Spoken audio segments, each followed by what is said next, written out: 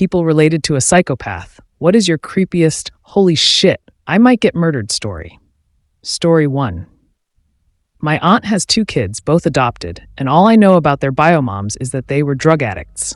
One of them, we'll call her Jane, is my age, and we were always really close, but her older brother, John, never really hung around us to the point that I barely knew him, even though I spent a ton of time at their house. Anyway, when we were maybe 12, Jane, my sister, and I built a massive blanket fort in the basement and were hanging out in it. John was maybe 15 at the time, and I don't know why he originally came in, but for some reason he decided to mess with us by taking a large kitchen knife and randomly stabbing into the fort. We were trying to crawl away, but he could hear us and followed to whatever section we were in. I'm not sure if blindly stabbing at your relatives can ever really be playful, but this was not it. Jane was screaming at him to stop, and my sister and I were crying. It was terrifying. Finally, my aunt heard us screaming and came down and yelled at him. John claimed it was just a joke and said we were having fun.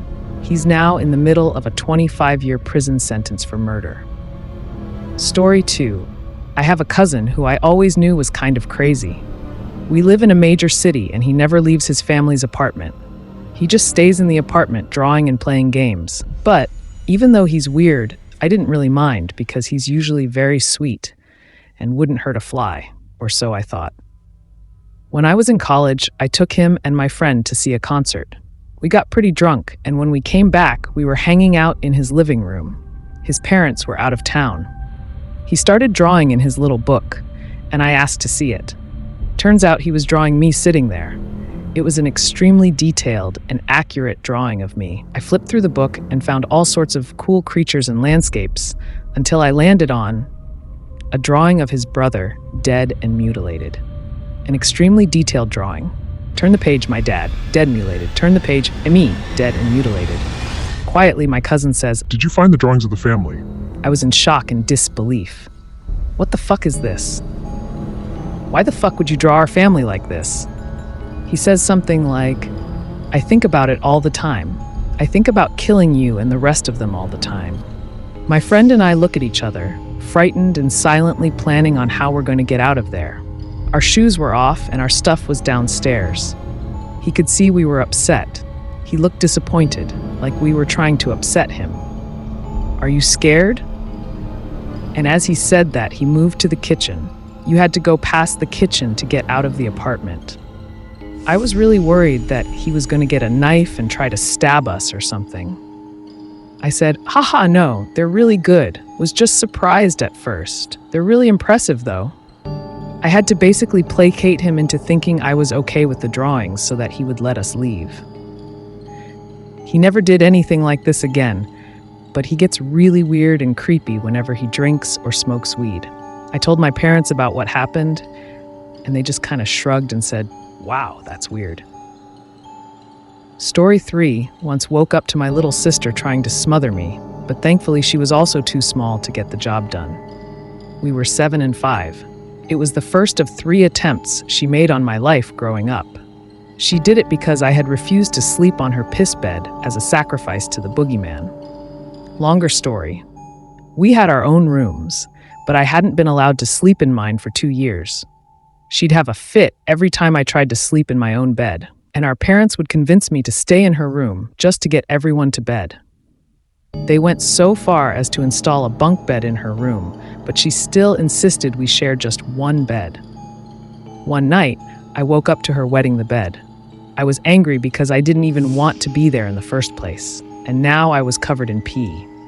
She screamed at me to get back in bed, and when I didn't, she got up and tried to attack me, smearing yet more pee all over me. So we were both shrieking at this point, and our parents woke up and came down. I don't remember the exact conversation since it's been almost 30 years, but the gist of it was that first, she demanded I sleep in the piss puddle, and she would just sleep against the wall, and we'd pretend nothing had happened. And when my parents didn't agree, she became very distressed and admitted that she thought there was a monster in the closet and had been insisting I sleep in the same bed with her so it wouldn't kill her. And she was terrified that if I moved back to my room or even to a different mattress, she'd be eaten. Remember, she's only 5. My parents pulled the mattress off the top bunk and dragged the P1 outside and convinced me to be a good big sister and defend her from the monster. Reluctantly, I let myself be shuffled back into bed with her. I don't remember if it was that night or the next night, but as soon as we were alone, she whispered to me that she makes me sleep on the same mattress with her because someday the monster will come out to eat one of us, and she's going to escape while it's eating me. Without a word, I got up and moved to my room. I was willing to be there to defend her from her monster, but not to be a distraction for it. When our parents came down to investigate the screaming, I refused to move back to her room, and they finally relented. Later that night, I woke up because I couldn't breathe. My sister was on my bed trying to suffocate me with this blank, dead expression on her face. When our parents came back to investigate yet more yelling, she told them she'd just come into my room because she was scared of the monster. They didn't believe me that she was trying to smother me. I started sleeping with my door locked. Story 4. I didn't think my sister would murder me, per se, because she enjoyed abusing me too much to straight up kill me. Lol. One of the biggest things that sticks out from my childhood growing up with her abuse was occasionally if I was sitting on the couch, back of couch facing kitchen, she'd come up behind me and run a butcher knife along my shoulders and neck until I turned around and realized she had a knife. I think she just enjoyed the fear in me realizing what was going on. That look of, oh my God, that was a knife. Why the fuck do you have a knife? My sister did shit like this my whole childhood, and even after she was 19 and I was 17, she'd do crazy shit like throw a knife across the living room at me if she was mad enough at me. I cut contact with her as soon as I was able to leave at 18. Story 5. When I was about 11 or 12, and my brother around 6 or 7, I was woken up one night by my mom jumping on over me like a flying tackle. I had a pedestal bed that had enough room between it and the wall for walkways on both sides, and she came out of there with my brother and an axe. My brother and I had separate bedrooms, mine at the very end of the house and his just 5 to 10 feet from my door. Her bedroom was at the far end of the house. She had woken up suddenly and had the urge to check on us. When she got to his room first in the hallway, she saw his bed was empty. When she walked into mine, he was standing over me, 1 foot on either side of my body, with the axe raised over his head.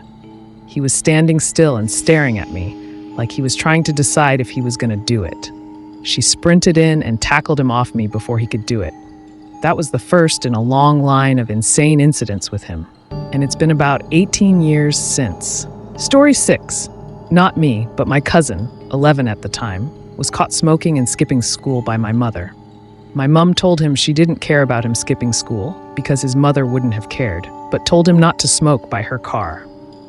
He didn't like being told what to do, so he grabbed my brother, 2 at the time, by the hand and walked him out into the middle of the road by a blind corner.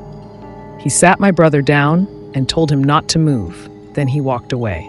Luckily, a neighbor had seen what had happened and grabbed my brother before a car could hit him. His childhood aspiration to be a drug lord. That cousin is now in an Indonesian prison, possibly facing the death sentence for smuggling drugs, by the way. Dreams really do come true, I guess. Story 7. My dad has NPD and is generally an emotionless asshole. When I was in middle school, I stepped on a stick in our yard and a piece broke off in my foot. My dad is a software engineer and used to go on site to build databases and help switch patient data to digital through the 80s, 90s. It gave him a real complex about not being a doctor, and he stole tools and little pieces of equipment and would wear scrubs all of the time. It also meant he refused to take me to the ER for a super simple thing. He heated up a pair of medical scissors and cut the heel of my foot open while pretending to play doctor. At several times, my mom opened the door to tell me to stop screaming so she could hear her phone conversation.